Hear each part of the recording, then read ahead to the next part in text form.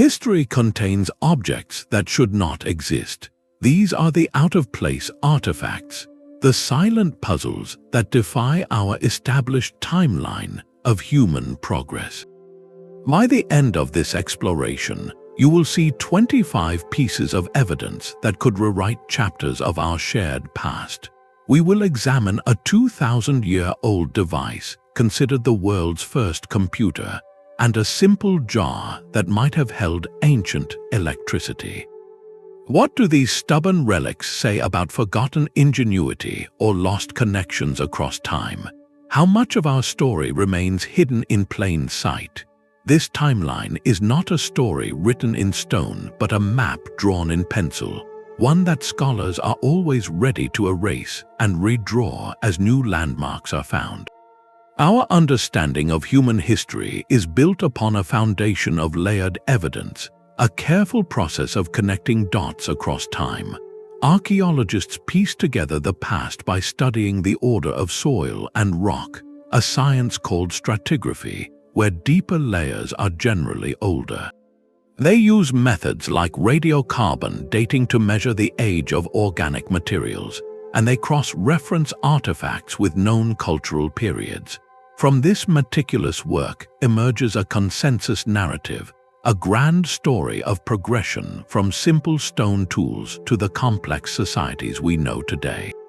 It is a robust and logical framework, the best explanation we have from the evidence available. Yet within this orderly structure, certain discoveries do not fit.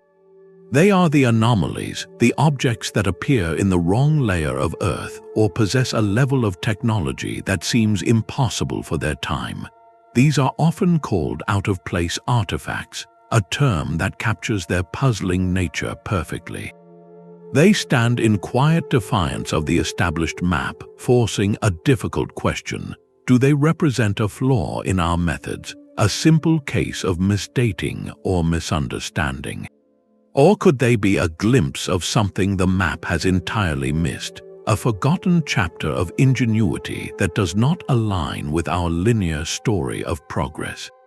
To appreciate the true mystery these objects present, we must first respect the framework they challenge, recognizing that the tension between the two is where discovery truly happens. Among the shattered marble and ceramic treasures of that ancient shipwreck, one lump of corroded bronze seemed entirely unremarkable. It was the year 1901 when sponge divers, working in difficult conditions near the island of Antikythera, brought up a collection of artifacts that would slowly rewrite a chapter of history. This particular piece, covered in centuries of marine growth, was set aside with other metal objects, its true nature hidden for nearly half a century. It was only when the crust began to crack that someone noticed the faint outline of a gear wheel inside. That simple observation was the first clue to an archaeological revelation, a device so sophisticated it would earn the name the Antikythera Mechanism. This object, dating to around 100 years before the Common Era, is not a single tool but a complex machine. Using advanced imaging techniques, researchers have painstakingly reconstructed its original form, revealing a compact wooden case that housed an intricate clockwork of at least 30 interlocking bronze gears. By turning a hand crank on the side, the user could set a date on a dial, and the entire system would calculate and display the positions of the Sun, the Moon, and likely 5 known planets. It could predict lunar and solar eclipses, and even accounted for the irregular orbit of the Moon with a brilliant pin and slot mechanism that mimicked the physics of elliptical motion. In essence, it was a mechanical model of the known cosmos, a portable planetarium of staggering ingenuity. The profound challenge this device presents is not merely its existence, but its isolation in time. Nothing of comparable mechanical complexity appears again in the historical record for well over 1,000 years. The knowledge required to design and build such a mechanism implies a deep, formalized understanding of astronomy, mathematics, and precision engineering that, according to our standard timeline, should not have existed in the Hellenistic world. It forces us to reconsider the ceiling of ancient Greek science. Was this a one-of-a-kind marvel, a brilliant flash in the pan created by a single genius in a workshop? Or was it the sole surviving example of a more widespread tradition of high technology, a tradition that was lost in the turbulent transitions of the ancient world, its knowledge scattered and forgotten? The Antikythera Mechanism stands as a silent, cog-filled testament to a peak of human intellect that we are only now beginning to measure, a ghost in the machine of history that asks us what else might have vanished without a trace. That intricate bronze machine speaks of a lost tradition of high craftsmanship, but the next artifact suggests a different kind of forgotten knowledge, one not of mechanics but of chemistry and energy. Discovered in 1936 during excavations near Baghdad, this object is deceptively simple in its construction. It is a small, 6-inch tall clay jar sealed with an asphalt plug. Inside that jar sits a rolled copper cylinder, and within that cylinder an iron rod. Separated by the asphalt stopper, the two metals do not touch. Dated to the Parthian period, roughly 2,000 years ago, this collection of ordinary materials becomes extraordinary under one specific condition. If the jar were filled with an acidic liquid, something as common as vinegar or fermented grape juice, the setup transforms. The acidic fluid acts as an electrolyte, allowing a chemical reaction between the dissimilar metals. This reaction would generate a small but measurable electric potential, a faint voltage between the iron rod and the copper cylinder. In essence, this ancient jar could function as a primitive galvanic cell, a basic battery. The immediate and compelling question is not if it could produce electricity, because modern replicas prove that it can, but why it was made. What was its intended purpose? The artifact was found alongside other clay jars and various metal objects, with no accompanying manual or clear instructions. One prominent theory suggests it could have been used for electroplating, the process of using an electric current to coat one metal with a thin layer of another, such as putting a gold finish onto a silver object. A small battery alone would not be powerful enough, but several linked together in a series could potentially achieve this effect, and some gilded artifacts from the same era show craftsmanship that has puzzled experts.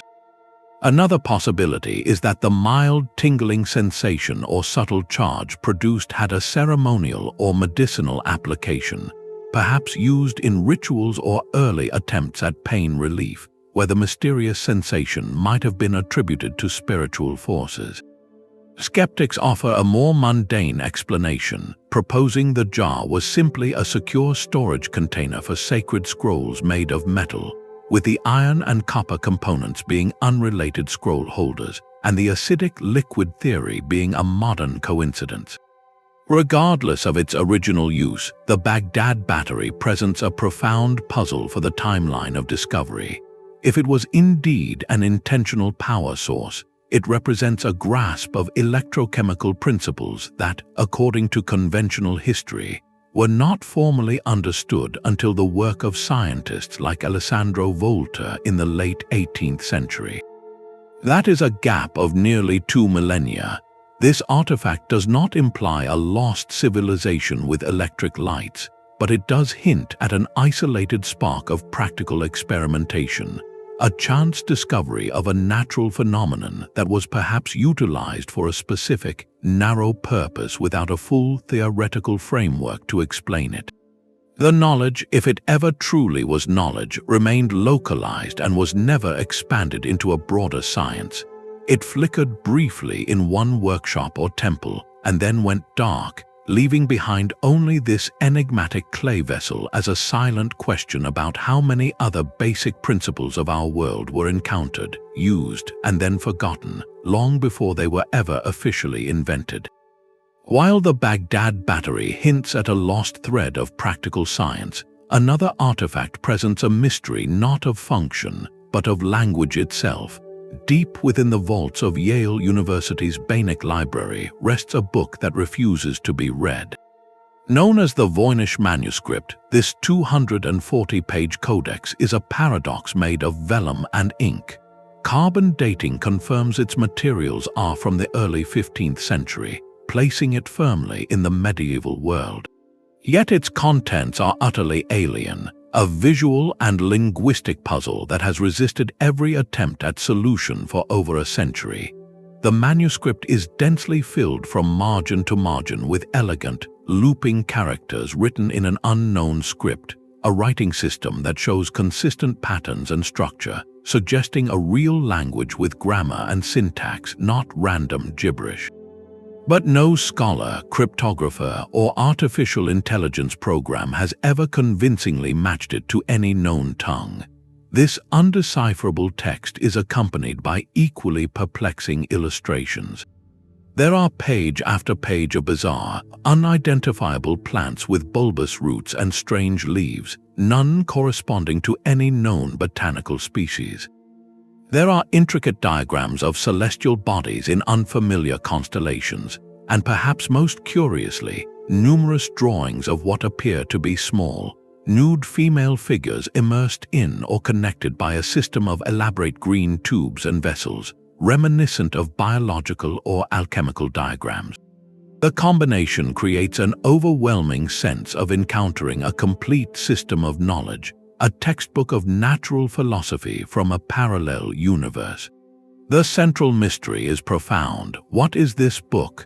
The most skeptical theory posits it is an elaborate, centuries-old hoax, a meaningless creation designed to deceive a wealthy patron. Yet the statistical properties of the text show complexities consistent with genuine language, making a purposeless forgery from that era seem incredibly unlikely.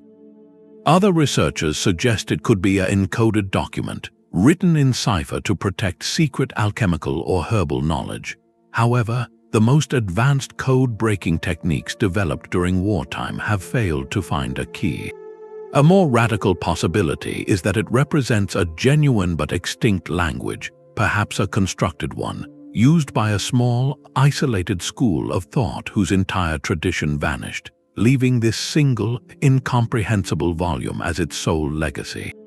The Voynich Manuscript is more than a curiosity. It is a direct challenge to our very ability to access the past. We can hold it, turn its pages, study the careful strokes of its pen, but its mind remains closed. It stands as a humbling reminder that history is not just about the objects that survive, but about the context needed to understand them. A society's knowledge can become so thoroughly lost that even its written word turns into mere pattern, a beautiful and frustrating artifact of a conversation we can no longer hear. The frustration of an unreadable text gives way to a different kind of puzzle, one carved from a single piece of sycamore wood. In the careful darkness of an Egyptian tomb at Saqqara, a small artifact was laid to rest beside its owner over 2,000 years ago. Known simply as the Saqqara Bird, this 7-inch-long model seems, at first glance, to be a stylized representation of a falcon, a common spiritual symbol. But a longer look reveals details that feel startlingly out of time. Its body is not the rounded form of a bird's torso, but a straight, cylindrical fuselage.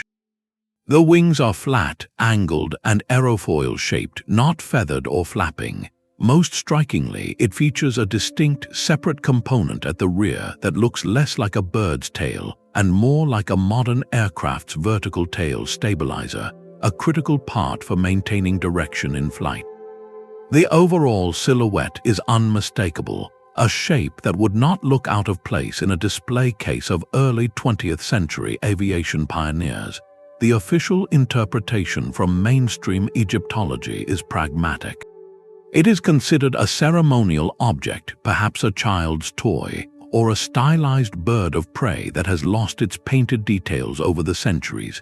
The vertical tail, they suggest, could represent a bird's folded tail feathers. This explanation fits comfortably within the known cultural framework, yet a handful of researchers in the field of experimental archaeology have asked a simple, provocative question. What if it was meant to be something more? When scaled up and tested in wind tunnels, models built to the exact proportions of the Saqqara bird exhibit remarkable aerodynamic qualities. The shape of its wings generates lift, and that distinctive tailpiece provides genuine stability, preventing a nosedive.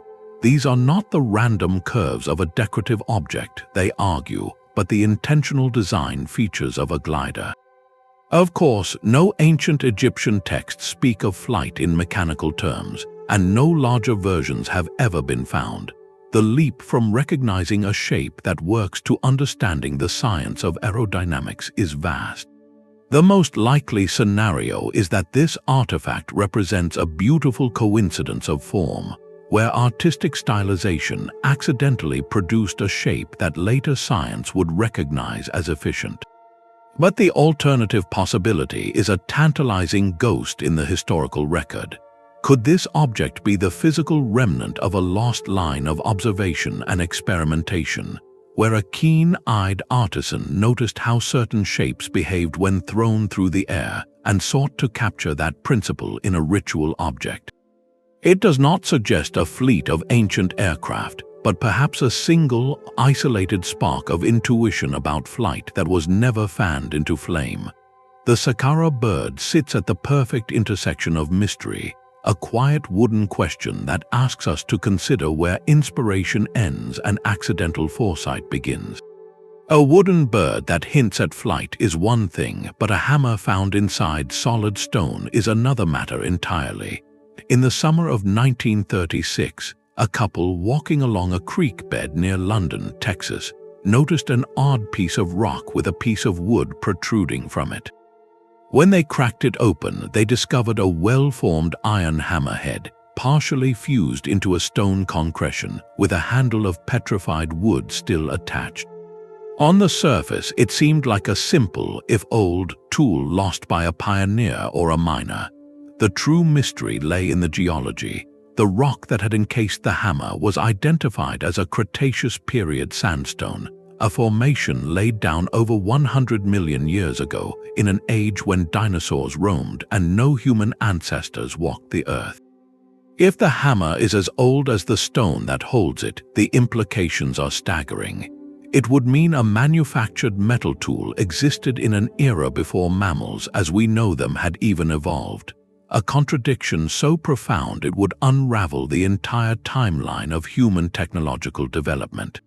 Skeptics have offered a more conventional explanation that focuses on the natural process of concretion. Concretions are hard, compact masses of mineral matter that can form relatively quickly around an object, cementing it in place as groundwater deposits minerals layer by layer. It is possible, they argue, that a 19th-century hammer was lost in a creek bed, and through a perfect combination of mineral-rich water and chemical conditions, became encased in a convincing stone shell within a few centuries or even decades. The dated rock, in this view, is not the age of the hammer, but the age of the ancient sand particles that were cemented around it much later. This is a known geological phenomenon, though the perfect, seamless encasement of such a large object remains a point of debate. Yet the artifact, often called the London Hammer, persists as a powerful symbol in discussions of historical anomalies. It represents the ultimate challenge of context versus content. Our standard methods of dating rely heavily on the layer in which an object is found. When an object so clearly of human manufacture appears to be locked within a layer dated to a non-human era, it forces a difficult series of questions. Did our dating of that specific concretion go awry? Could the natural processes that preserve objects in stone work in ways we still do not fully understand, creating illusions of immense age? Or does this humble tool point toward a far more radical possibility, one that very few mainstream scientists entertain, of a timeline we have yet to comprehend? The hammer does not need to be 100 million years old to be significant. Its true power is as a catalyst for scrutiny, compelling us to re-examine the assumptions behind our dating techniques and the remarkable, sometimes deceptive, power of geological processes. It is a puzzle where the simplest answer is a geological fluke, but the most intriguing question lingers in the silent stone. From the silent concretion of a hammer in stone, we move to a geode that seemed to hold a piece of the modern world impossibly within its ancient heart. In 1961, 3 rockhounds were searching for interesting mineral specimens near Olancha, California, in an area known as the Coso Mountains. They found a large, unusually heavy geode, a type of rock that typically forms a hollow cavity lined with crystals. Hoping to find a beautiful crystal interior, they cut it open with a diamond saw. What they discovered inside was not sparkling quartz or amethyst, but a mechanical object. At its center was a circular ceramic cylinder, white in color, with a 2-millimeter metal rod running through its core. The rod was magnetic, and the cylinder was surrounded by a hexagonal casing of hardened clay, which had itself turned to stone. The entire assembly was encased in a hard shell of fossil shells and mineral deposits. To the discoverers, the resemblance was unmistakable. It looked exactly like a contemporary spark plug. The immediate and profound problem was the age.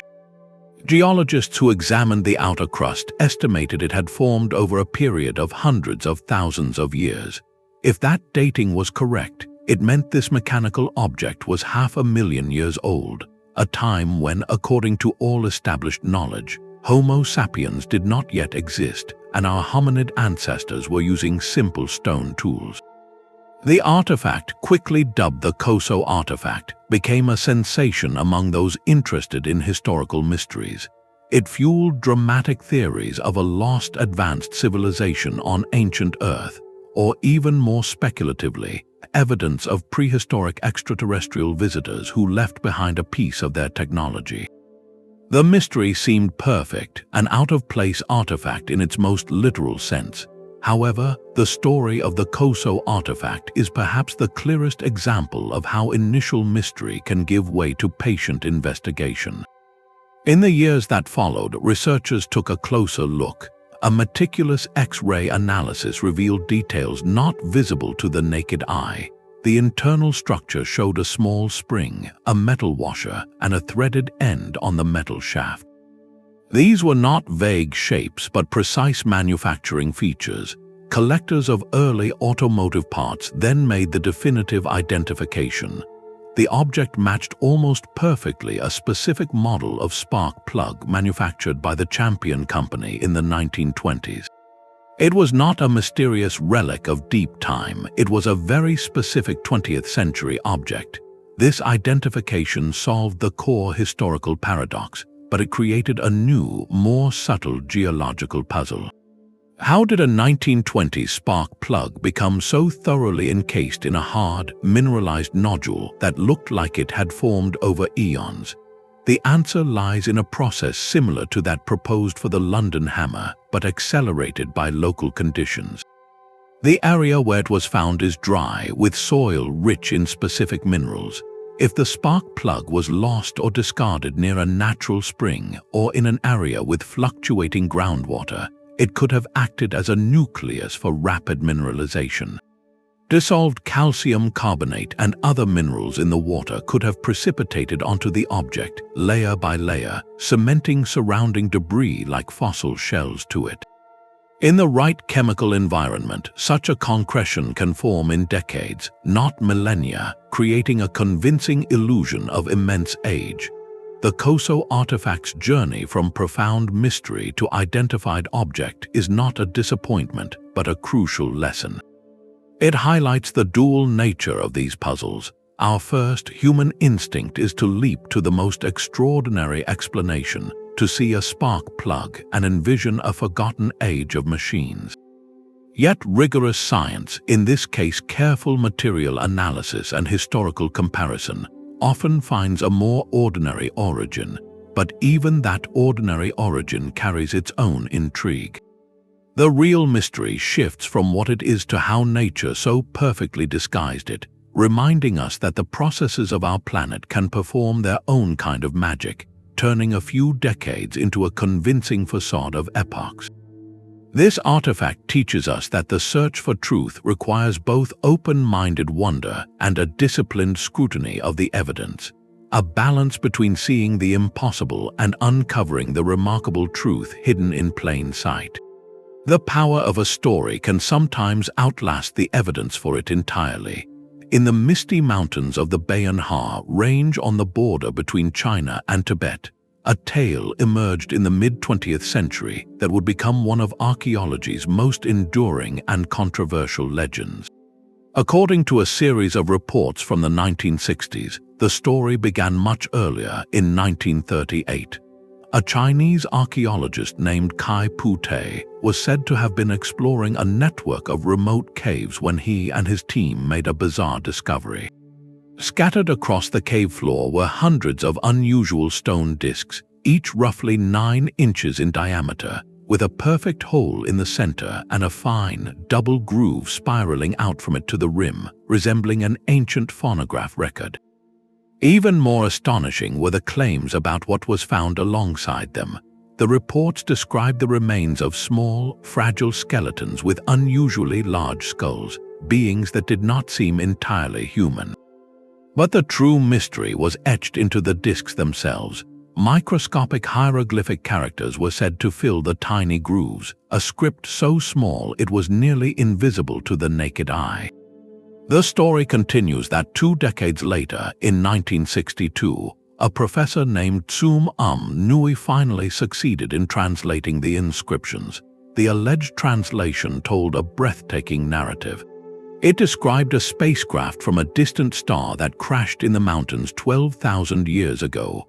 The survivors, a group of beings who called themselves the Dropa, found themselves stranded on Earth, unable to repair their vessel.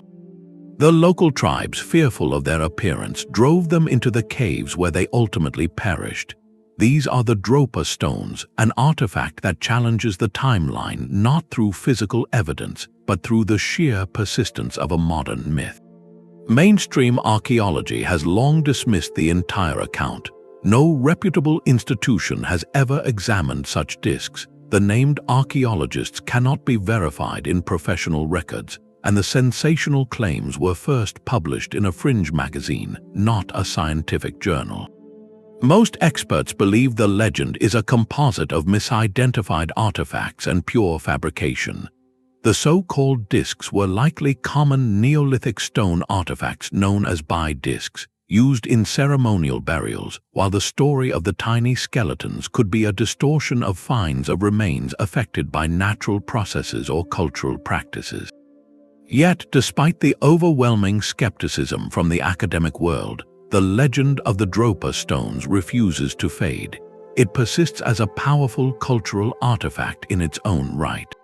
Its enduring appeal lies in its narrative perfection. When confronted with an object or a site that seems too sophisticated for its time, the human mind instinctively seeks an explanation that bridges the gap. The story of ancient astronauts or lost advanced civilizations provides a ready-made answer, a shortcut that resolves the tension between what we think we know and what we seem to find. The Dropa stones, whether real or not, represent this deep-seated narrative impulse. They challenge our historical timeline by highlighting a recurring theme, the compelling desire to fill the voids in our understanding with stories of contact, of teachers from the stars, or of civilizations risen and fallen long before our own began. This legend forces us to ask a different kind of question. Are we drawn to such tales because they hint at a hidden truth, or because they reveal something fundamental about our own relationship with the past, a longing for a history that is more wondrous, more connected, and more dramatic than the slow, complex crawl of human innovation? Sometimes the most challenging artifact is not made of stone, but of story itself. A story etched in stone can be far more durable than one written on paper. In the arid region of Ica, Peru, thousands of carved andesite stones began to surface in the mid-20th century, each one a miniature canvas depicting scenes that seemed to tear pages from history books and science fiction novels. The images are startlingly specific, They show human figures in active conflict with creatures unmistakably resembling dinosaurs like Triceratops and Stegosaurus. Others illustrate what appear to be complex medical procedures, including heart transplants and cesarean sections, performed with detailed instruments. Some stones map the continents in unfamiliar configurations or depict telescopes and flying machines. The sheer volume of these artifacts, along with the confident, intricate nature of the carvings, presented a direct and dramatic challenge to the established human timeline. If authentic, they suggested a parallel history where humans witnessed the age of giant reptiles and possessed a sophisticated knowledge that should not have existed for millions of years. The mystery, however, unraveled almost as quickly as it formed. The provenance of the stones was always murky, typically sold by local farmers to a single physician who became their primary collector and promoter. Under scrutiny, the evidence pointed not to an ancient cataclysm, but to a modern cottage industry. Investigators found that the stone's surfaces showed no signs of the natural patina or weathering one would expect from objects buried for centuries. The carvings themselves were sharp and unweathered, their edges fresh against the ancient rock. Most conclusively, in the late 1970s, the farmers who had been supplying the stones admitted they had created them, using simple tools and designs inspired by comic books, textbooks, and their own imaginations. They were a source of income in a poor region, a response to the growing tourist interest in Peru's ancient mysteries. The Ica stones, therefore, are not a genuine archaeological anomaly, but they are a profoundly important cultural artifact. Their legacy challenges historical interpretation in a completely different way. They force us to examine a powerful human impulse, the desire to find physical proof for our most speculative stories about the past. The stones became a focal point for theories of ancient astronauts, lost civilizations like Atlantis, and cataclysmic global resets precisely because they offered a tangible, seemingly objective form of evidence. They gave a face carved in stone to the what-if. This phenomenon serves as an essential cautionary tale. It highlights how the longing for a more wondrous or dramatic history can sometimes override our critical judgment, allowing us to accept evidence that feels right emotionally long before it is proven scientifically. The stones remind us that the past is not just something we discover, but something we are constantly, consciously, and sometimes unconsciously, in conversation with, a dialogue where our deepest questions can sometimes inspire not only discovery but also creation.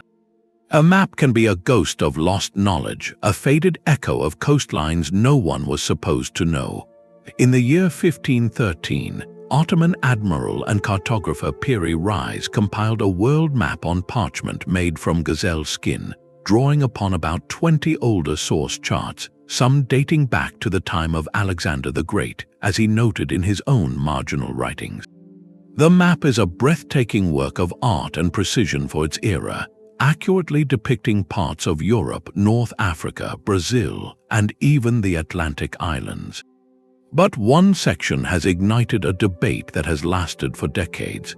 At the southern edge of the map, below the coast of South America, lies a landmass with a distinctive, jagged coastline. Many researchers who have analyzed this section argue it bears a startling resemblance to the northern coastline of Queen Maud Land in Antarctica, a continent that would not be officially sighted by European explorers for another 300 years. The profound puzzle is not just its presence but its condition. On the Piri Reis map, this land is shown not as a frozen, featureless waste, but connected to South America and drawn with apparent topographic detail like mountains and rivers, seemingly free of the immense ice sheet that has smothered the continent for millions of years. This single detail challenges the accepted timeline of human exploration in a fundamental way. If it truly is Antarctica, how could a 16th-century admiral have known its shape? The most common explanation from mainstream historians is that the controversial section is simply a speculative extension of the South American coast, a common cartographic practice of the time, perhaps influenced by misreported sailor sightings of Tierra del Fuego or other southern lands. They point out that the map contains known errors and omissions, and that Piri Reis himself never labeled the land as a separate continent.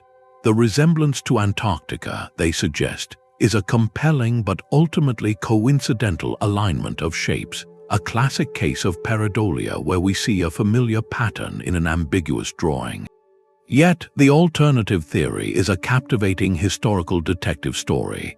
Proponents of the map's accuracy propose that Piri Reis had access to ancient source maps, now lost, that were copied and recopied over centuries. These original charts, they argue, must have been drawn by a seafaring culture with the ability to map the globe at a time when Antarctica's coasts were indeed free of ice. Geological evidence confirms that the last period when parts of Antarctica's northern coast could have been ice-free was over 6 million years ago, long before any known human civilization.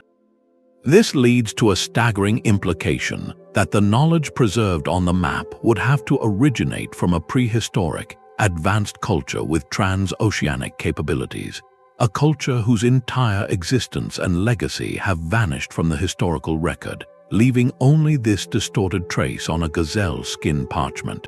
The Piri Reis Map, therefore, presents us with a classic fork in the road of interpretation. One path leads to a more conventional history, where a skilled admiral made an educated guess that accidentally looks like a continent he could never have seen.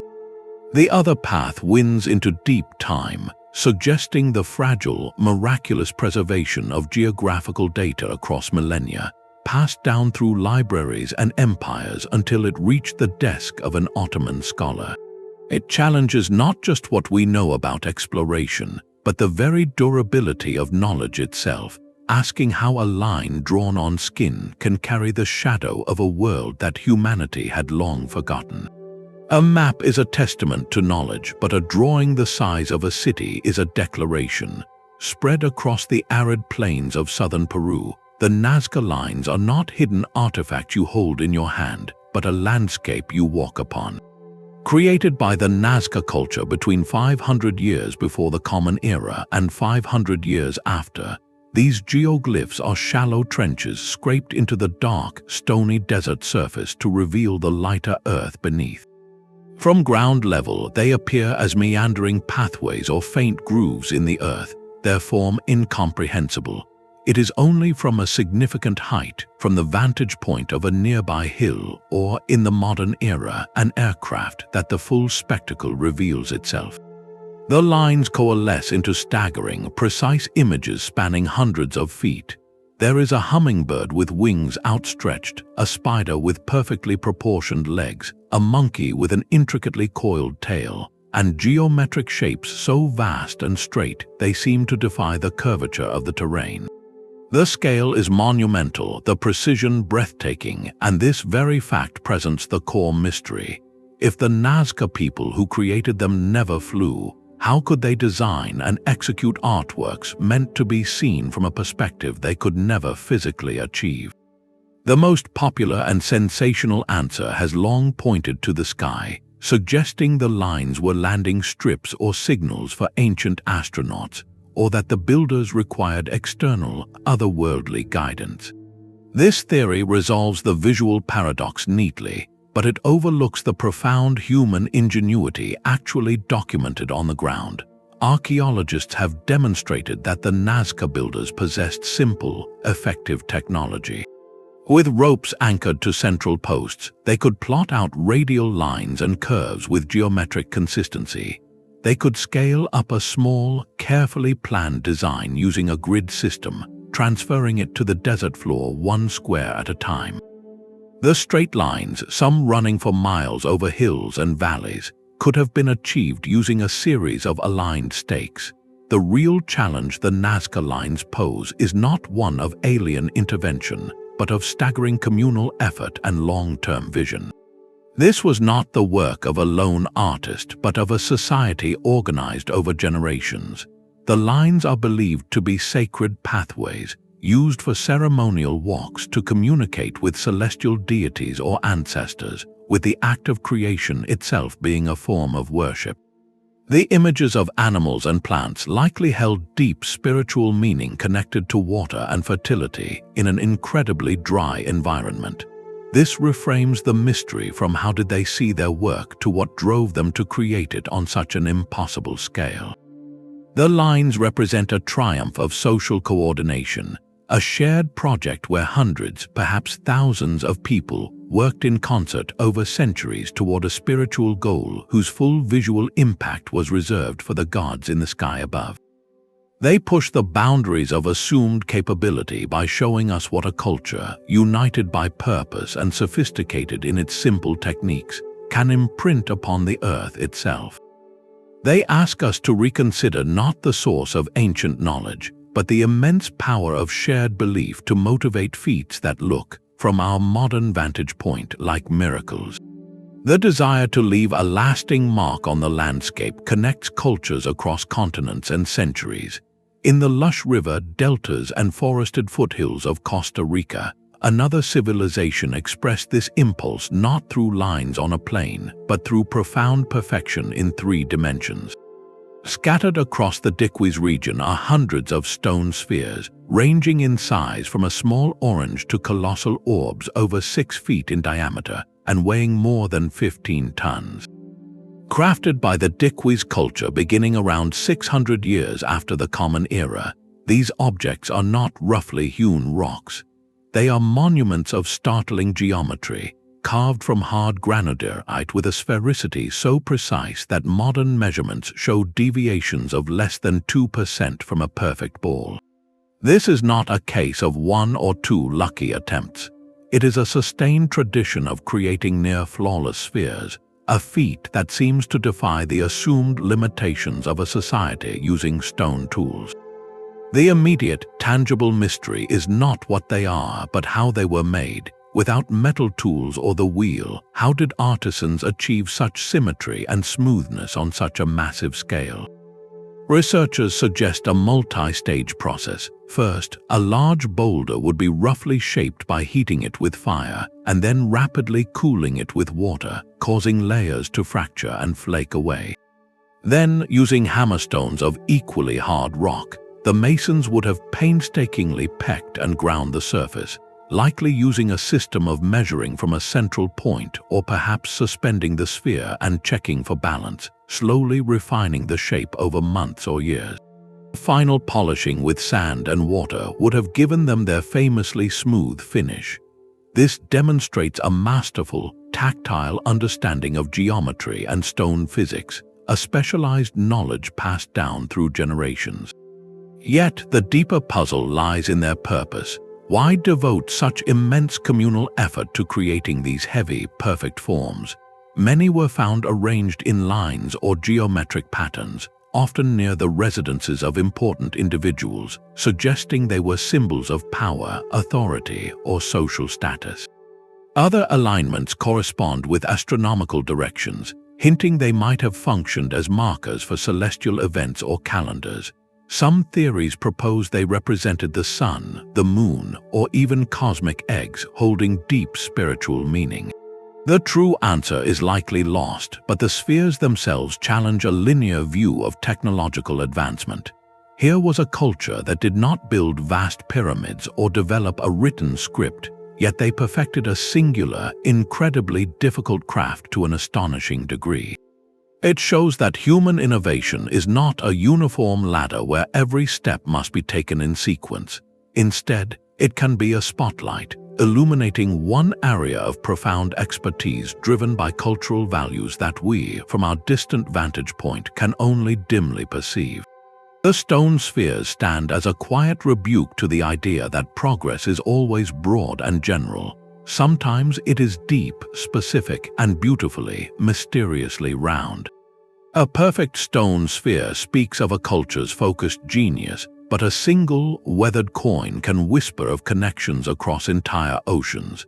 In 1957, during an archaeological dig at a Native American settlement site in Maine known as the Goddard Site, a team uncovered something startlingly out of place. Among the typical stone tools and pottery fragments lay a small silver coin.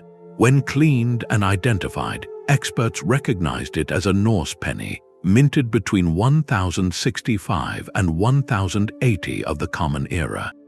This was not a modern replica or a lost collector's item, but an authentic artifact from the height of the Viking Age, found in soil layers dated to the 12th century, over 3,000 miles from its origin in Scandinavia. The immediate image it conjures is powerful and direct, a Viking explorer, perhaps from the failed settlement at Vinland described in the sagas, trading this coin directly with a member of the indigenous Penobscot nation. It is a tangible, metallic link that seems to snap the simplified timeline of European contact with the Americas, placing Norse objects on this continent centuries before the voyages of Columbus. The story, however, is wonderfully more complex than a single dropped treasure. While the coin is genuine, its journey to Maine may not have been a straight line from a Viking hand to the ground where it was found. Archaeologists note that the Goddard site was a major trade hub for Native American peoples, with networks stretching deep into the continent. It is entirely possible, perhaps even likely, that this Norse penny traveled not across the Atlantic in the 11th century, but overland and through many hands over hundreds of years, passed from tribe to tribe through vast indigenous trade routes that moved copper from the Great Lakes, shells from the Gulf, and obsidian from the Rockies. In this scenario, the coin becomes not proof of a Norse settlement in Maine, but evidence of something equally profound: the incredible reach and connectivity of pre-Columbian Native American economies. A piece of silver that began in a Norwegian mint could have eventually reached the eastern seaboard as a curiosity, a valuable raw material, or a ceremonial object, its original meaning transformed by each new culture that held it. This does not diminish the coin's significance, it deepens it. The Maine penny challenges a Eurocentric narrative not by simply inserting Vikings earlier into the story, but by revealing a layered, interconnected world that was already thriving. It reminds us that discovery is not a one-way street. The presence of the coin asks us to expand our view, to see the Atlantic not as a barren void but as a potential corridor, and the continents not as isolated worlds but as places already linked by the slow, relentless movement of people, ideas, and objects. It is a humble piece of currency that carries a rich debate within its worn edges, a debate about direct contact versus long-distance exchange, each possibility reshaping our map of the ancient world in a different, equally compelling way. A coin travels through trade, but a face carries a deeper kind of recognition. In 1933, archaeologists excavating a burial mound at Calixtlahuaca in the Toluca Valley of Mexico uncovered a small, fired clay artifact that would become a quiet icon of historical speculation. Known as the Tecaxic-Calixtlahuaca Head, it is a terracotta figurine head just a few inches tall, depicting a bearded male with distinctively European features, a prominent nose, and a hairstyle that experts immediately identified as Roman, specifically resembling the pilia style common in the 2nd century of the Common Era. The profound puzzle was its context. It was found within a sealed, pre-Columbian burial layer that, according to the archaeological methods of the time, dated to well before the arrival of Columbus in the late 15th century, placing this seemingly Roman object in Mesoamerica over 1,000 years after the fall of Rome itself. The immediate, dramatic question it posed was whether this head could be physical evidence of direct transoceanic contact between the Roman Empire and the civilizations of the New World. The idea is not without a faint historical whisper. Roman texts speak of voyages into the Atlantic, and some theories suggest a ship caught in currents could have been carried across. Could a single vessel, lost and adrift, have brought a sailor or an artisan to American shores, leaving this one strange artifact behind? Mainstream archaeology views this possibility with profound skepticism. The consensus is overwhelmingly that such a journey, while physically possible, is highly improbable and, more importantly, lacks any corroborating evidence.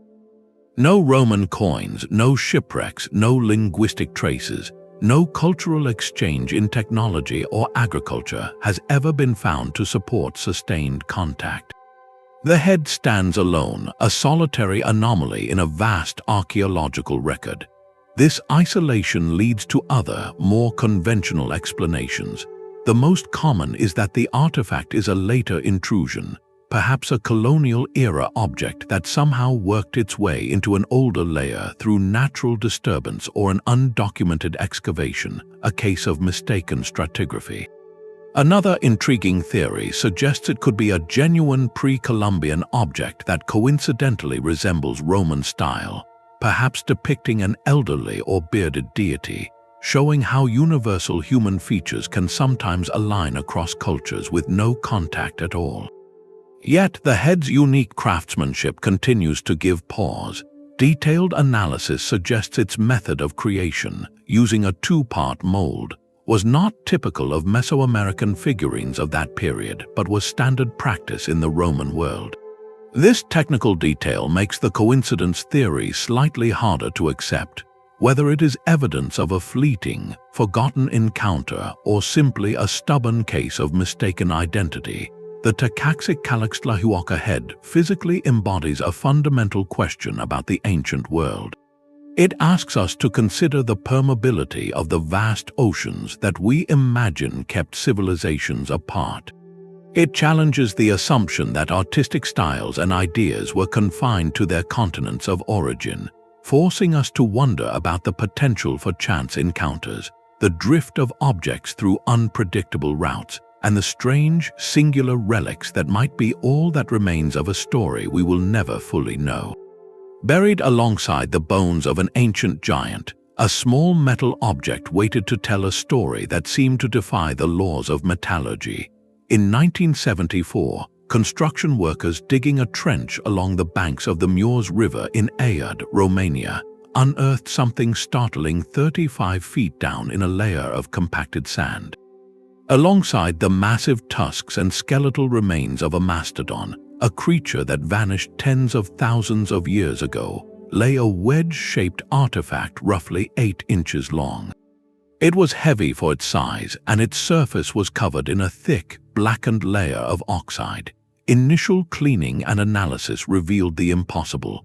It was composed of an alloy primarily made of aluminum. This simple fact created a historical paradox of the purest kind. While aluminum is the most abundant metal in the Earth's crust, it is never found naturally in a pure metallic state. It is perpetually locked in chemical compounds within rocks and clay. The process to free it, to refine it into a workable metal, requires immense electrical energy and sophisticated industrial techniques that were not developed until the 1880s. For this object to exist in a layer with prehistoric animal remains suggested one of two staggering possibilities. Either our dating of that geological layer was catastrophically wrong, or someone with the capability to produce refined aluminum was present during the age of the mastodon. The artifact, now known as the Aiud Wedge, became a classic material anachronism, an object made of a substance that simply should not exist in its archaeological context. The shape itself added to the intrigue, with some suggesting it resembled a tool, perhaps a part of a larger piece of machinery. The immediate and most logical path for investigators was to scrutinize the context itself. Could the mastodon bones and the metal wedge have become associated by chance? Through the complex movements of soil and water over millennia, rivers shift, flood deposits can mix layers from different eras, and construction sites can disturb stratigraphy. If the wedge was a much more recent object, perhaps a piece of 20th century excavation equipment like a tooth from a digger bucket that had fallen into the pit, it could have sunk down through softer sediments, coming to rest near the ancient bones and giving the illusion of a shared age. Later analyses seemed to support this. Some experts noted the alloy composition was consistent with certain modern industrial aluminum alloys, and the shape was indeed reminiscent of contemporary machinery parts. This explanation resolves the technological paradox neatly, attributing the find to a simple case of site disturbance. Yet, a whisper of the original mystery persists. The workers insisted the object was found firmly embedded in the same hard layer of sand as the mastodon remains, not loose in disturbed fill. This testimony, while not scientific data, underscores the fundamental challenge the Aiud Wedge represents: the reliability of context. Archaeology depends on the principle that objects found together in an undisturbed layer are from the same period. When a single artifact violently contradicts that principle, it forces a rigorous re-examination of everything: the geology, the deposition history, the eyewitness accounts, and even our own eagerness to believe in the extraordinary. The wedge, therefore, is less a proof of lost technology and more a profound lesson in caution. It highlights how easily a modern intrusion can create an ancient mystery, but it also reminds us that the ground does not always keep a perfect diary. Sometimes pages from different epochs get shuffled by natural forces, leaving behind a puzzle that challenges not just our timeline, but our very methods of reading the Earth's own story. A single coin or a carved head hints at fleeting contact, but a 200-pound slab of stone tells a far more ambitious story. In 1898, a Swedish immigrant farmer named Olof Oman was clearing trees on his property near Kensington, Minnesota, when his roots tangled around something massive. What he unearthed was a flat rectangle of Greywacke sandstone, roughly 31 by 16 inches, and covered on its face and one side with deeply carved, strange characters. The inscription, written in runes, was translated to tell a dramatic and specific tale. It stated that 8 Goths and 22 Norwegians on an exploration journey from Vinland had camped here. The text went on to describe a tragic event: that 10 men were left by the sea to look after their ships while this main party was out exploring. It ended with a plea for rescue and a date, the year 1362. This was the Kensington Runestone, and if authentic, it would be the earliest known written record of Europeans in North America, predating Columbus by 130 years and placing Norse explorers deep in the American Midwest, hundreds of miles from any known Viking settlement on the coast. The discovery ignited a firestorm that has never fully died. From the beginning, academic experts were deeply skeptical. Linguists pointed out that the runic alphabet used was an odd mixture, containing forms that were archaic by the 14th century alongside others that were modern. The language itself seemed suspicious, with word choices and grammatical constructions that felt more reminiscent of 19th century Scandinavian dialects than medieval Old Norse. Historians noted the complete absence of any corroborating evidence: no other artifacts, no settlements, no mention in Norse sagas of such a large, ill-fated inland expedition. The consensus quickly formed that the stone was a clever, late 19th century creation, likely carved by Oman or an associate, possibly as a prank, a bid for attention, or even an attempt to establish a proud Scandinavian legacy in the New World. The physical context of the find, wrapped in the roots of a tree that was only about 40 years old, seemed to confirm a modern origin. Yet, the stone's dismissal by academia did not end its story. Instead, it fueled a passionate, populist counter-narrative. For many in the Scandinavian American community and for independent researchers, the Kensington Runestone became a symbol of overlooked truth. They argued that the academic establishment was too rigid, too quick to protect its existing narrative of history. Proponents commissioned geological studies that suggested the weathering in the carved grooves was centuries old, not decades. They offered alternative linguistic interpretations to explain the runic anomalies, and they pointed to alleged discoveries of mooring holes and other Norse-like artifacts in the region as potential corroboration. The debate became less about the specific runes and more about who gets to write history. Is it only the credentialed experts working within institutions, or can evidence from outside, brought forward by ordinary people, force a revision? This is the true significance of the Kensington Runestone. Whether it is a genuine artifact from the 14th century or an elaborate hoax from the 19th, it performs the same function. It forces a vital discussion about the standards of evidence required to rewrite our shared past. A single, dramatic inscription is not enough. It demands a web of supporting evidence, from archaeology to linguistics to historical records. The stone also taps into a powerful and enduring human appeal, the desire for a deeper, more connected pre-Columbian history of the Americas, one that includes transoceanic voyages and forgotten chapters of exploration. It represents the tension between the slow, cautious work of academic consensus and the compelling, immediate power of a story carved in stone. In the end, the Kensington Runestone asks us where we place our trust, in the methods of institutions or in the possibility of a lone, cryptic message waiting in the soil to change everything we think we know. Deep within the crypts of the Temple of Hathor at Dendera, a stone carving on a wall presents a silent, visual riddle that has sparked one of the most enduring debates in alternative archaeology. The relief shows a large, elongated object shaped vaguely like a modern light bulb. Inside this bulb-like form rests a snake stretching its length, and the entire assembly is held up by a pillar with a figure standing beside it, as if in an act of presentation or worship.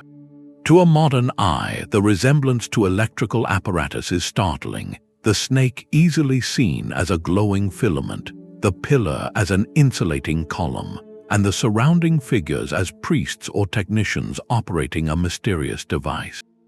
This interpretation, often called the Dendera light hypothesis, directly challenges our understanding of ancient Egyptian capability, suggesting they may have possessed, or at least conceptualized, a form of electric lighting thousands of years before its modern invention.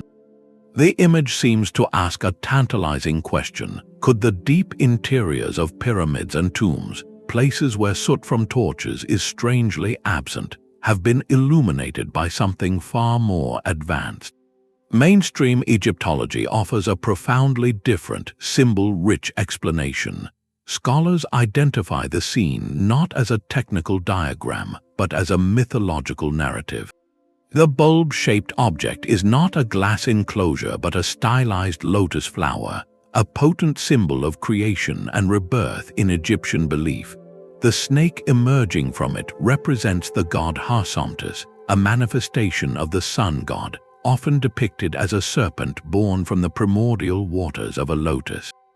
The pillar is the Jed, a symbol of stability, and the entire tableau is a cosmological illustration of the moment of creation itself, the birth of light and life from the sacred flower.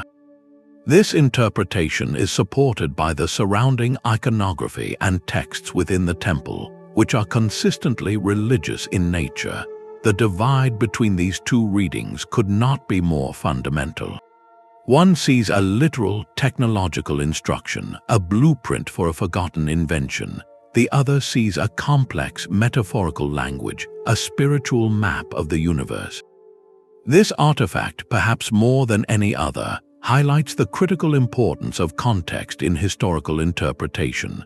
To extract a single image and view it through a modern lens, isolating it from its cultural and textual surroundings, risks creating a compelling fiction. The Egyptians were masters of symbolic expression, using visual metaphors to convey abstract concepts about the cosmos, divinity, and the cycle of life and death. Their genius lay in art, architecture, and a sophisticated theological system, not necessarily in electrical engineering. Yet, the persistence of the light bulb theory speaks to a deeper human tendency to see our own technological reflections in the artifacts of the past. It underscores our desire to find familiar solutions in ancient mysteries, to bridge the gap between their world and ours with a recognizable object. The Dendera relief does not likely depict an ancient light bulb, but its power lies in what it reveals about our own process of looking back. A reminder that sometimes the most illuminating discovery is not about what the ancients knew, but about how we choose to see them. The line between a modern tool and an ancient mystery can be as thin as a layer of coal. In 1885, at a foundry in Wolfsegg, Austria, workers were breaking apart a large block of tertiary period coal mined from a seam deep underground. As the coal split, something heavy and metallic tumbled out. The object was roughly cuboidal, about 2.5 inches on each side, with a deep groove circling its midsection and a peculiar pitted surface. It was made of iron, but it was not a natural lump of ore. It had the distinct appearance of having been cast in a mold, a piece of industrial manufacturing waste. The profound puzzle was its resting place.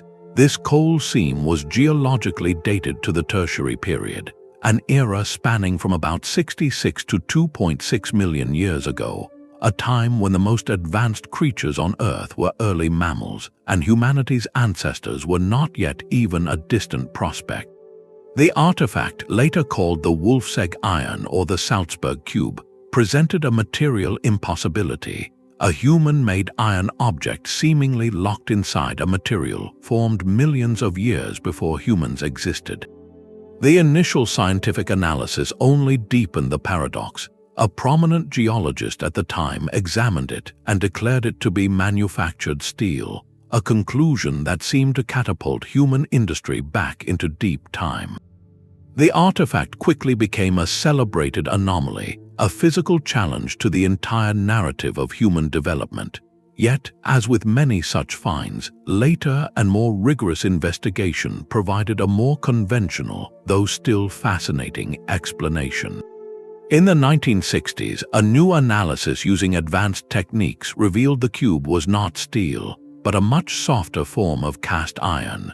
More importantly, its specific composition and structure were found to be consistent with 19th century mining equipment, likely a piece of a drill bit or other tool that had broken off during earlier mining operations in that very same coal bed. The theory posits that this metal fragment fell or was discarded into a mine shaft or a crevice, where it later became naturally cemented into a new formation of mineral deposits that, over a relatively short period, hardened into a concretion that perfectly mimicked the surrounding coal. When miners later extracted a fresh block, they broke through this newer, artificial nodule, creating the illusion that the iron had been inside the ancient coal for eons. The story of the Wolfsegg Iron is a masterclass in how mysteries are born and often resolved. It highlights two powerful forces that shape our understanding of the past. The first is the incredible, deceptive power of natural geological processes, which can package a modern object in a convincing ancient disguise in a matter of decades. The second is the compelling human desire to find evidence that upends established history, to hold a tangible object that seems to rewrite everything we know. While it ultimately stands as a case of contamination, its legacy is significant. It entered the annals of anomalous artifacts not as proof of a lost civilization, but as a permanent cautionary note. It reminds researchers and enthusiasts alike to first consider the most likely scenario, that of human activity and natural trickery, before leaping to earth-shaking conclusions. Yet, its brief life as a profound mystery underscores a timeless truth, that the ground beneath our feet is not always a clear record, but sometimes a palimpsest where the very recent and the unimaginably ancient can become entangled, leaving behind a puzzle that takes more than a century to carefully unpack.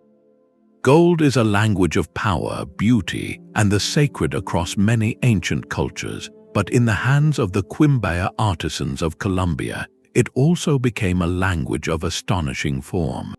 Between 1,000 and 1,500 years of the Common Era, this skilled culture created thousands of intricate gold objects, many deposited as offerings in tombs and sacred sites. Among these treasures are a group of small pendants, typically just 2 or 3 inches long, that have ignited one of the most visually compelling debates in archaeology. To the traditional academic eye, these artifacts are masterful examples of stylized zoomorphic art.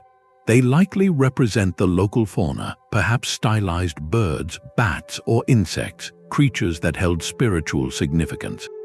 The shapes are fluid, the craftsmanship exquisite, and they fit perfectly within the known artistic vocabulary of the Quimbaya world. Yet, when you hold one of these objects and turn it in the light, a different pattern emerges, one that feels startlingly familiar to the modern mind. The silhouette is not merely organic. Many of these pendants feature a distinct triangular delta wing shape, a clear fuselage body, and what appears to be a vertical tail stabilizer. Some even have what look like cockpit canopies or forward-swept wings. To a person living in the age of aviation, the resemblance to a modern jet aircraft or a space shuttle is immediate and uncanny. This visual echo is so strong that it has led a minority of researchers and many enthusiasts to propose a radical interpretation that these are not stylized animals at all, but detailed representations of flying machines. If true, this would imply the Quimbaya culture possessed, or at least witnessed, knowledge of advanced aerodynamics a full millennium before the Wright brothers. The challenge to the timeline here is not one of misplaced material, but of misplaced concept. How could a pre-Columbian goldsmith conceive of such a form without the underlying science of flight? The mainstream explanation remains rooted in cultural context and artistic evolution. Archaeologists point out that artistic abstraction is a universal human practice. An artist simplifying a bird or a bat for a small pendant might emphasize its most dynamic lines, the sweep of its wings in a dive, which could coincidentally produce a shape that later generations would associate with fixed-wing aircraft. The so-called fuselage could be a stylized body, the tail stabilizer a simplified representation of tail feathers. The resemblance in this view is a classic case of pareidolia, where our modern brains, saturated with images of technology, impose a familiar template onto an ancient abstract design. However, proponents of the aerodynamic interpretation point to more than just a vague shape. They note that when scaled up and tested in wind tunnels, models based on these pendants often exhibit stable flight characteristics.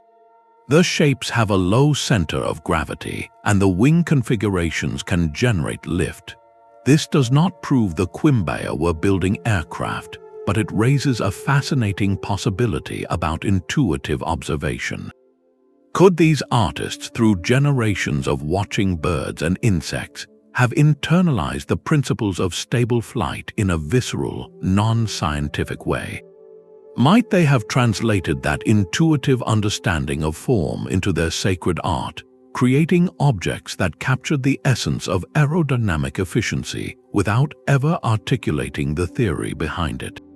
This artifact sits at the perfect crossroads of mystery. It asks us to define the line between inspired abstraction and encoded knowledge. The Quimbaya Airplanes, as they are often called, do not demand a lost civilization with an air force. Instead, they invite us to consider a quieter, more profound idea that the human mind, through deep observation and artistic expression, can sometimes arrive at forms that future science will later explain and utilize.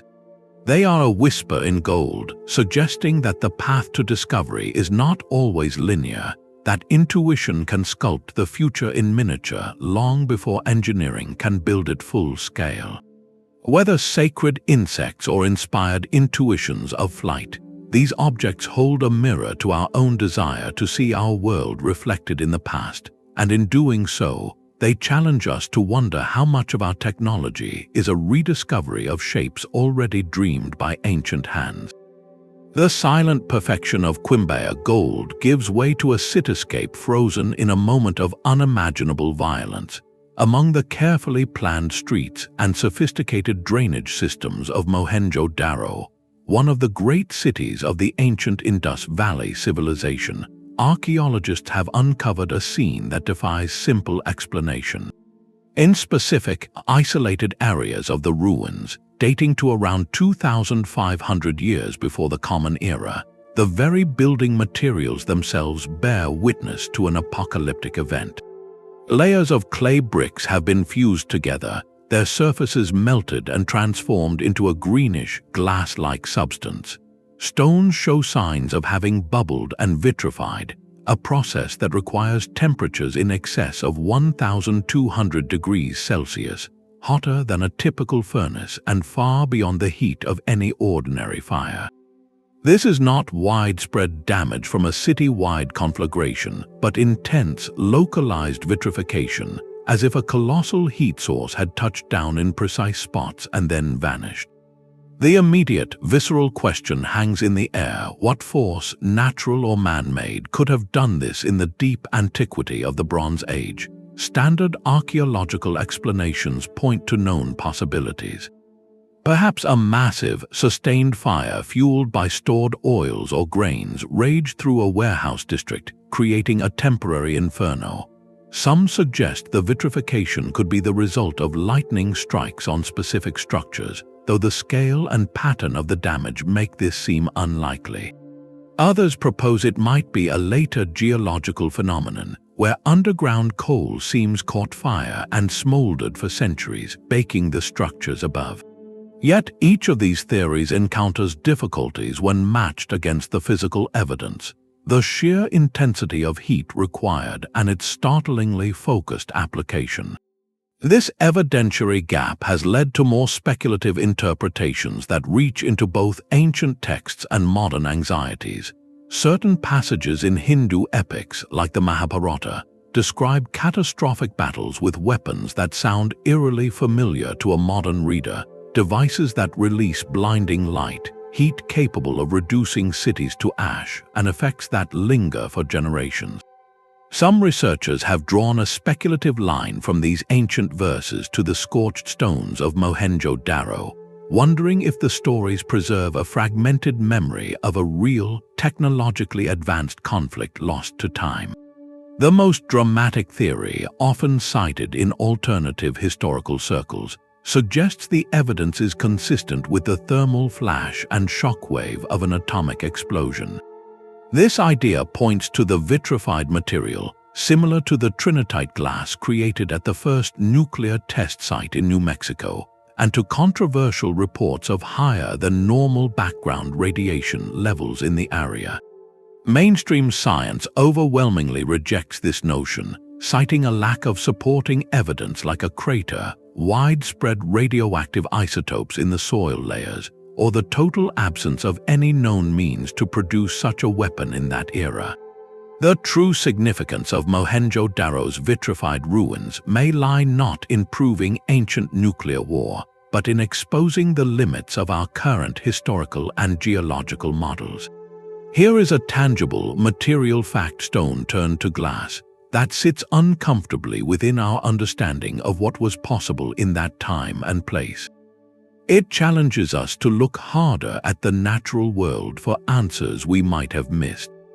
Could there be an unknown geological process, a freak combination of combustible materials and atmospheric conditions, that can generate a short-lived, ultra-high-temperature event? Does it point to a catastrophic but localized disaster, like a massive lightning-induced fireball or a meteoritic airburst, events that are rare but documented in the geological record? The site forces a humbling admission. Our past may contain episodes of sudden, violent transformation that leave behind only cryptic clues, their causes erased by time.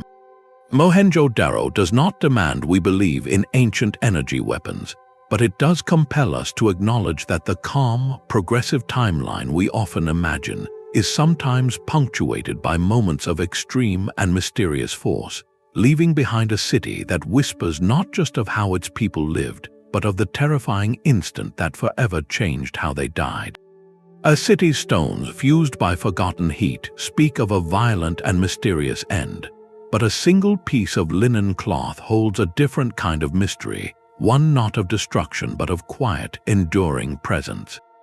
In the Cathedral of St. John the Baptist in Turin, Italy, rests a 14-foot-long strip of herringbone weave linen, faintly marked with the haunting front and back impressions of a bearded man who appears to have suffered the injuries of crucifixion. This is the Shroud of Turin, and for centuries it has been venerated by many as the actual burial cloth of Jesus of Nazareth. Its existence poses a question that echoes far beyond any single faith, challenging the very methods we use to separate history from belief. The image on the shroud is not painted or dyed.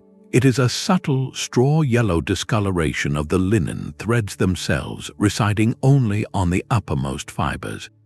It shows a level of anatomical accuracy, including details like rigor mortis and the precise placement of wounds described in biblical accounts, that many find difficult to attribute to a medieval forger. The image is a negative, meaning it appears as a photographic negative would, a fact only realized with the advent of photography in the late 19th century, long after the shroud's known history began. How could a medieval artist create a perfect negative image of a human form without the concept of photography, and with such forensic detail? This question forms the core of the shroud's chronological puzzle. In 1988, science delivered what many believed would be the final word. With permission from the Vatican, small samples from a corner of the shroud were subjected to radiocarbon dating by 3 independent laboratories. The results converged on a date range between 1260 and 1390 of the Common Era, squarely within the medieval period. To the scientific community, this seemed to settle the matter definitively. The shroud was a creation of the Middle Ages, an incredibly sophisticated but ultimately human artifact. Yet the story did not end there. Proponents of the shroud's authenticity raised compelling counter-arguments about the nature of the sample. They suggested the corner from which the threads were cut could have been a later repair, a patch woven into the original cloth during the medieval period, contaminating the test with newer material. Others proposed that a fire in the 1500s, which damaged the shroud and left its distinctive scorch marks, could have introduced carbon contaminants that skewed the dating results. The unique chemical makeup of the image itself, a complex caramelization of the cellulose fibers, remains unexplained by any known artistic technique, leaving the how of its creation an open technical mystery. The Shroud of Turin, therefore, occupies a unique and tense space. It challenges the timeline not of technology or exploration, but of historical evidence and interpretation. It asks whether an object can be two things at once, a genuine medieval artifact from the 1300s, and also a relic that carries a much older, unverifiable history within its fibers. It demonstrates how the cultural and spiritual weight of an artifact can create a gravitational field that defies straightforward scientific categorization. For some, the carbon date is the conclusive fact. For others, the unanswered questions about the image's formation and the possibility of sample contamination leave the door to a deeper past slightly ajar. The shroud ultimately becomes a mirror for our own processes of seeking truth. It sits at the precise crossroads of faith, which requires no physical proof, and empirical science, which demands reproducible evidence. Its enduring power lies in this unresolved tension, in its ability to be both a fascinating medieval puzzle and, for millions, a sacred object that exists outside of time, a silent witness to a story that continues to shape the world. Their silent faces gaze inland, a line of stone giants standing guard on a remote island's shore. The Easter Island Moai are among the world's most recognizable ancient monuments, yet their true story is a profound puzzle of human capability and consequence. Carved from the volcanic rock of Rapa Nui's quarries, these statues average 13 feet tall and weigh an astonishing 14 tons each, with the largest unfinished colossus left in the bedrock weighing close to 80 tons. For a society with no metal tools, no wheels, and no large animals for draft power, The challenge of moving these multi-ton blocks across miles of rugged terrain and then raising them onto massive stone platforms seems almost insurmountable. The standard narrative that emerged for decades painted a stark picture of ecological tragedy. It suggested that the island's Polynesian settlers, driven by an intense cultural competition to build ever larger moai, deforested their entire island to use logs as rollers and levers. This environmental collapse, the story went, led to warfare, famine, and a dramatic societal downfall, leaving the statues as solemn tombstones for a culture that fell victim to its own ambition. This tale became a global parable about the dangers of overexploitation, a warning from the past etched in stone. But recent archaeological discoveries are carefully revising this timeline of cause and effect. New evidence from pollen analysis and soil studies suggests the island's deforestation was a more gradual process, intertwined with the arrival of invasive species like the Polynesian rat, which prevented new trees from growing. Excavations also reveal that the Rapa Nui people developed remarkably sophisticated and sustainable agricultural techniques, such as building rock gardens to enrich the soil and conserve moisture, indicating a deep understanding of their fragile ecosystem. The act of creating and transporting the moai itself is now seen not as a reckless drain on resources, but as a complex, ritualized project that may have strengthened social bonds. Experiments and oral traditions suggest the statues were moved in an upright position, rocked side to side in a walking motion by teams using ropes, a method that required precise coordination and communal effort rather than vast quantities of timber. This points to a society that was highly organized and adaptable, not blindly self-destructive. The moai, therefore, challenge a linear timeline where monumental achievement directly equals immediate collapse. They represent a peak of cultural expression that persisted for centuries.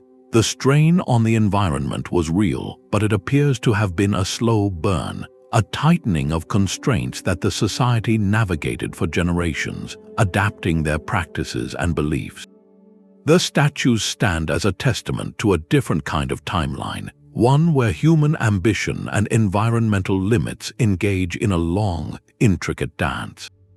They force us to reconsider the relationship between cultural drive and sustainable practice, especially in isolated societies. The lesson of Rapa Nui may not be a simple story of ecological suicide, but a more nuanced one about resilience, adaptation, and the difficult choices communities face when their most profound expressions of identity exist in a delicate balance with the world that sustains them.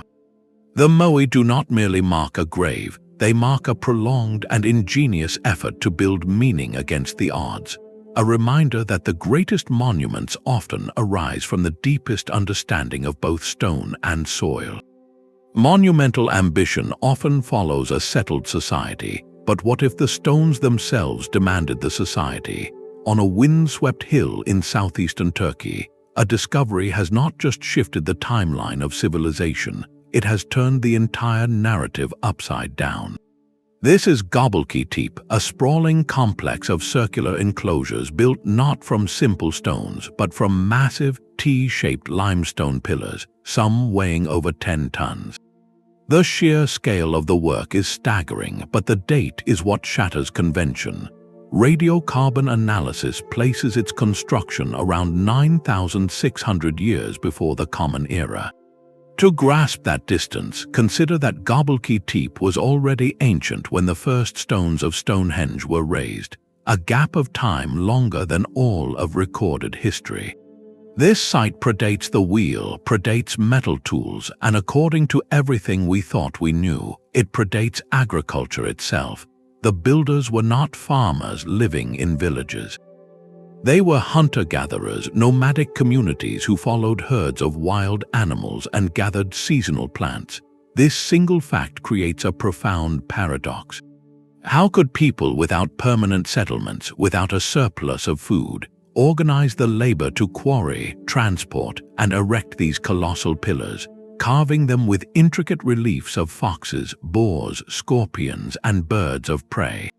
The traditional story of human progress is a logical sequence. First, people discovered agriculture, which provided a reliable food surplus.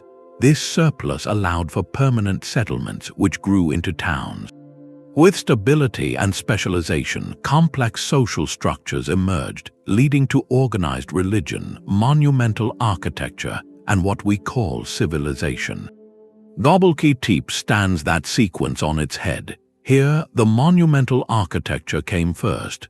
The intricate carvings, arranged in purposeful circles, speak of a shared, sophisticated symbolic world, a complex belief system that required a permanent, sacred space. This suggests a radical new possibility, that it was not farming that made religion possible, but perhaps religion that made farming necessary. Imagine the scenario.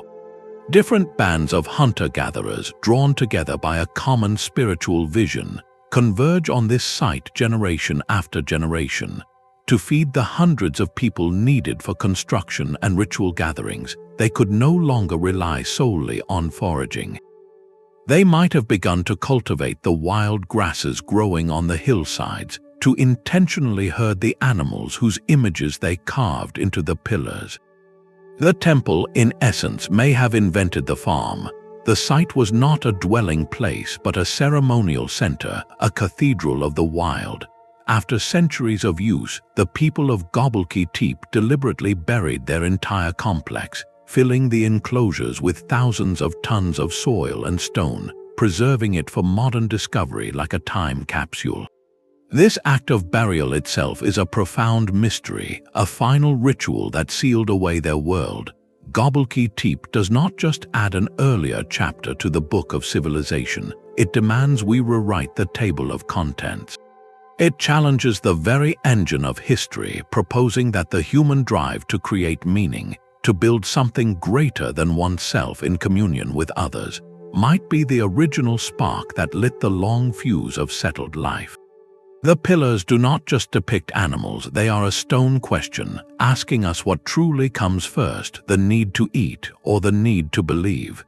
Beneath the waves off a remote Japanese island, the ocean floor holds a secret that refuses to be easily categorized.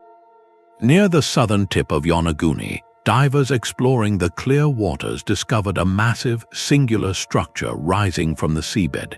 It is not a collection of scattered ruins, but a monolithic formation of sandstone, over 160 feet long and 80 feet tall, its surface is etched with a geometry that feels deeply unnatural.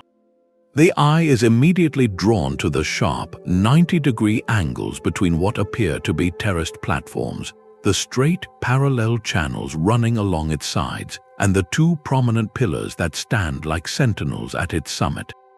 One section even bears a striking, if ambiguous, resemblance to a carved human face. This is the Yonaguni Monument, and it presents a mystery that is fundamentally binary, a question with only two possible answers, each of which reshapes history in a different way. On one side of the debate stand geologists who point to the powerful, consistent forces of nature. The rock here is sandstone, a sedimentary stone known for fracturing along straight planes as it forms. The strong tidal currents in this channel, they argue, have acted like a master sculptor over thousands of years, relentlessly eroding the stone along its natural fault lines, carving out the steps, platforms, and sharp edges we see. The apparent face could be a classic case of pareidolia, where our pattern-seeking brains impose a familiar image onto random erosional features. This explanation keeps the monument comfortably within the established timeline, a stunning but entirely natural wonder, a testament to the artistic power of ocean and time. On the other side are researchers who see not random erosion but clear intention. They highlight features that seem to defy simple geology, like the two round holes next to each other on the upper terrace, which appear too perfectly placed and symmetrical to be the work of chance erosion. They point to what looks like a star-shaped marker and the overall layout that suggests a ceremonial or architectural purpose, perhaps a platform, a tomb, or a place of gathering. If even a portion of this structure was shaped by human hands, the implications are profound. The monument now sits under about 80 feet of water, a depth that was dry land during the last glacial maximum, when sea levels were much lower. This would date any potential construction to a time before the Great Melt, over 10,000 years ago, a period when mainstream archaeology tells us humans in this region were hunter-gatherers, not builders of monumental stone complexes. It would suggest a society with the organization and skill to work massive stone, thriving on a now submerged continental shelf, a lost chapter of Pacific prehistory swallowed by the rising seas. The true challenge of Yonaguni is not just about its origin, but about our own capacity to interpret the blurred line between nature and art. It forces us to confront the limits of our methods when evidence lies in such a difficult environment. How do we prove human agency when the potential tools are gone, the context is underwater, and the primary sculptor, the ocean, is still at work? This monument, whether a masterpiece of geology or a ghost of a drowned world, ultimately expands the map of possibility. It reminds us that vast areas of our planet, the continental shelves that were once fertile coastal plains, are a missing page in the story of humanity. The silent, terraced stones of Yonaguni ask a haunting question that echoes across the deep. How many other foundations of forgotten stories still lie waiting in the blue darkness, just beyond the edge of our knowing? The silent stones of Yonaguni ask us to interpret shapes carved by nature or by human hands, a challenge that finds a parallel not in the ocean's depths, but on the sun-baked walls of an Egyptian temple. Within the Temple of Seti I at Abydos, a panel of hieroglyphs presents a visual riddle that has become a modern icon of historical mystery. To a casual observer, the weathered carvings seem to depict, with startling clarity, a helicopter complete with a rotor and tail. Beside it, other shapes resemble a submarine, a jet plane, and perhaps even a futuristic spacecraft. The images are so crisp, so seemingly out of place, that they feel like a direct message from the past, a prophecy in stone that challenges our entire understanding of ancient Egyptian knowledge. If taken at face value, these carvings suggest the pharaohs possessed, or at least envisioned, technology that would not be realized for another 3,000 years, a notion that would shatter the conventional timeline. The human mind is a master of pattern recognition, constantly seeking the familiar in the unfamiliar. This tendency, known as pareidolia, is why we see faces in clouds or animals in the shapes of mountains. It is a powerful, subconscious drive that helps us make sense of our world, but it can also lead us to see connections that are not truly there. The so-called Abydos helicopter is a perfect case study in this phenomenon. When we look at that wall with modern eyes, our brains, saturated with images of 20th century machinery, instantly lock onto the shapes that match our own technological landscape. We are not seeing what the ancient carvers intended. We are seeing a compelling illusion created by the overlap of our history and theirs. Egyptologists provide a clear, material explanation for this illusion, one rooted in the practical realities of temple renovation. The panel is a palimpsest in stone. A palimpsest was originally a manuscript page where old writing was scraped away so the parchment could be reused, often leaving faint traces of the original text beneath. At Abydos, this process happened in stone. The temple was originally decorated by Seti I, but his son, the great Ramesses II, later made modifications. To honor his father while still leaving his own mark, Ramesses had workers recarve certain cartouches and panels. They plastered over the older hieroglyphs and carved new ones on top. Over millennia, the plaster has fallen away and the elements have weathered the stone. What remains is a ghostly composite, a layered sandwich of two separate sets of inscriptions carved at different times. The famous helicopter shape is not a single, intentional image. It is the accidental, overlapping silhouette created by the eroded edges of several distinct hieroglyphic symbols from two different carvings. The rota might be part of a royal title, the body a fragment of a spelled-out name. When these fragments from different eras merge through erosion, they can form entirely new and entirely coincidental shapes. This artifact, therefore, challenges the timeline in a profoundly different way. Its power lies not in being a genuine anachronism, but in being a perfect test of our interpretive discipline. It asks us to choose between two narratives. One is a story of lost knowledge or prophetic vision, where ancient seers somehow glimpsed the future of transportation. The other is a story of archaeology, chemistry, and time, where simple physical processes of recarving and erosion can conspire to create a mirage of the impossible. The helicopter hieroglyph exemplifies how easily we can project our own world onto the past, crafting a bridge across the centuries that feels intuitively right but crumbles under scholarly scrutiny. It reminds us that the most seductive mysteries are sometimes not about what the ancients left for us, but about what we, in our desire for connection, are determined to find in them. The wall at Abydos is a lesson in looking deeper, urging us to see not just the shape that captures our imagination, but the layered history that explains it, a history written not in prophecy, but in the slow, patient handwriting of stone and time. A final artifact carries its challenge not in stone or metal, but in the very process of how we trust the past. On the plains of Bolivia near Lake Titicaca, a farmer reportedly unearthed a large, shallow stone bowl now known as the Fuente Magna. At first glance, it resembles other ceremonial vessels from the region, but a closer look reveals something utterly unexpected. Carved across its interior are two distinct types of inscription. One side features symbols reminiscent of local Andean iconography, while the other bears lines of precise, wedge-shaped markings that experts immediately recognized as cuneiform, the world's oldest known writing system, developed in ancient Mesopotamia thousands of miles and an entire ocean away. A handful of researchers who have studied the bowl have proposed translations of these cuneiform signs, suggesting they are dedicatory prayers to a Sumerian goddess, potentially linking the high-altitude civilizations of the Andes with the river-valley cultures of the Middle East in a single, tangible object. If authentic, the Fuente Magna would be a historical earthquake. It would imply transoceanic contact on a scale, and at a time that rewrites the map of ancient human interaction, suggesting a web of connections across the globe long before the age of European exploration.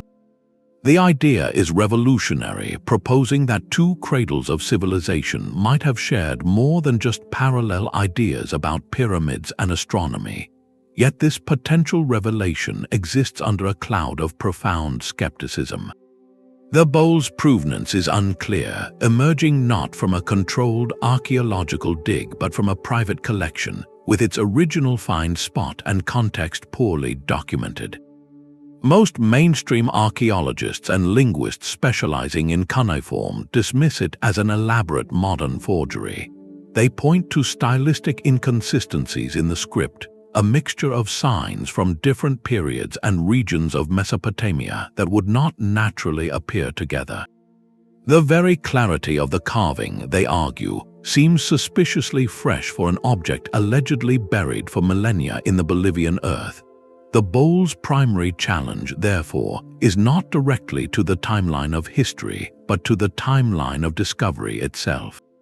It sits at the fraught intersection between a breathtaking narrative and the rigorous standards of proof required to accept it. Like the Ica Stones or the Kensington Runestone, it forces us to confront a powerful human dynamic, our deep-seated desire for a more interconnected, more wondrous ancient world. This longing can make us vulnerable to artifacts that feel true because we want them to be true, that offer a simpler, more dramatic story than the slow, complex, and often isolated development of human cultures. The Fuente Magna bowl, whether a genuine relic of forgotten contact or a skilled hoax, ultimately serves as a crucial test of our discernment. It asks where we draw the line between open-minded inquiry and critical scrutiny. It reminds us that for every genuine mystery waiting to be solved, there may be a creation designed to satisfy our hunger for one. In the end, its legacy is about the standards we uphold in the conversation with our past, ensuring that the stories we rewrite are built not on yearning, but on evidence that can withstand the most searching light. These 25 artifacts, each a solitary question mark in its own right, begin to form a pattern when we step back and view them as a constellation. They are not random glitches in the historical record, but distinct types of puzzles, each category revealing a different kind of tension between what we know and what we find. The first and perhaps most haunting pattern is the phenomenon of the isolated peak. Consider the Antikythera Mechanism, that breathtakingly complex astronomical computer. It represents a summit of knowledge in mechanics, mathematics, and astronomy, a summit that appears to have no base camp and no connecting ridgeline to later technologies. After its creation, the intellectual landscape seems to drop away into a dark age of simpler devices for over a millennium. This is not progress in a straight line, but a brilliant, solitary flare in the night, suggesting that entire schools of advanced thought can be ignited, burn brightly in one specific time and place, and then be utterly extinguished, leaving behind only a single, cryptic relic as proof they ever existed at all. A second, equally compelling pattern is the whisper of connection across vast distances. The Maine Penny does not stand alone here. The Romanesque Head in Mexico, the potential Antarctic coastline on the Piri Reis Map, even the controversial Fuente Magna bowl, all point to the possibility of sporadic, fragile contact. These artifacts do not imply vast empires or regular trade routes, but rather chance encounters, storm-tossed voyages, or objects traveling hand over hand through ancient networks we are only beginning to map. They hint at a world where the oceans and continents were not absolute barriers, but spaces where rare, transformative meetings could happen, knowledge could be exchanged, and then the thread of connection could snap, leaving the encounter to fade into legend or be buried in the soil, waiting to be misinterpreted as an impossibility. Then there is the pattern of controversy itself, a shadow that follows many of these discoveries. From the Kensington Runestone to the Ica Stones to the Coso Artifact, the debate often centers not just on the object, but on its provenance, the story of its discovery. Was it found in a sealed archaeological layer, or did it surface through murky channels? This recurring theme is not a distraction from the mystery, it is the core of the scientific process. It reminds us that for an object to rewrite history, it must first pass through the rigorous filter of context. An artifact without a clear, documented origin story is like a quote without a source, potentially meaningful but impossible to verify. The persistent controversies underscore a vital lesson that our excitement for the extraordinary must always be tempered by a disciplined demand for evidence. So what do these patterns, taken together, truly challenge? They are not likely to topple the entire edifice of human history. We are not going to replace textbooks with a story of ancient astronauts and lost super civilizations based on these anomalies alone. Instead, their collective power is more subtle and more profound. They challenge the very metaphor we use to understand our past. Is history a smooth, upward-sloping line, a clear march from simple to complex, from ignorance to knowledge? Or is it something far more jagged, more human? The evidence of these artifacts suggests a timeline that looks less like a steadily rising graph and more like a heartbeat monitor, with peaks of astonishing innovation followed by valleys of forgetting, with sporadic pulses of long-distance contact that fade back into isolation, and with moments of catastrophic reset, like whatever event left the stones of Mohenjo-Daro vitrified, that can erase chapters without a trace. These objects are the jagged edges on that timeline. They are the data points that do not fit the clean curve, the outliers that force statisticians to recheck their equations. They represent cultural amnesia on a grand scale, the sobering realization that societies can not only fall, but can forget the very heights they once reached. This does not make our established history wrong, but it does make it incomplete. It asks us to hold our conclusions lightly, to leave room in the narrative for the unexplained, and to acknowledge that the past is not a settled fact but an ongoing excavation, where every shovel of earth can turn up a new question. The true value of these 25 challenges may not be the answers they provide, but the humility they instill, a quiet reminder that the story of us is still being written, one mysterious, contradictory, and utterly fascinating artifact at a time.